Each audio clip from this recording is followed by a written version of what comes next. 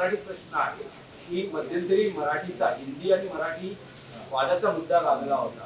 त्या पार्श्वभूमीवर आता असं दिसतं आहे की मनसेचे नेते जे स्वतः चित्रपट निर्माते आहेत अमेय भोपकर यांच्या सिनेमाचा जे काही रिलीज आहे किंवा एका आठवड्यात त्यांचे सिनेमा मल्टिप्लेक्स मधून उतरवलेले त्या जागी सैयारा या चित्रपटाला चित्रपटगृह मालकांनी प्राधान्य. त्याच्यावरती मी काल माझं मत व्यक्त केलं आहे. मराठी सिनेमाला जे शो आहेत, जो नियम आहे त्याचं पालन होत नाही आणि हिंदी सिनेमा हा मराठी सिनेमाच्या बोकांडी बसतोय.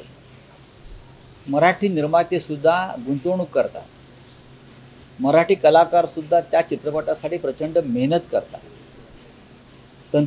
तंत्रज्ञ असतील, बॅकस्टेज आर्टिस्ट असतील, दिग्दर्शक असतील, छायाचित्र करणारे लोक असतील, कलाकार, या सगळ्यांची मेहनत तुम्हाला अशा तऱ्हेने खाली उतरवता येणार नाही.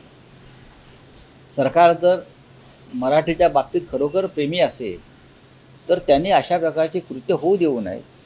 हा विषय फक्त एका चित्रपटाचा नाही आहे, हा विषय संपूर्ण मराठी चित्रपटसृष्टीचा आहे. ज्या दादासाहेब फाळके या मराठी माणसानं सिनेसृष्टी या देशामध्ये उभी केली, त्यांच्या महाराष्ट्रात मराठी सिनेमाची दादागिरी चालत नाही तर हिंदी सिनेमाची दादागिरी चालते, ही गंभीर गोष्ट आहे.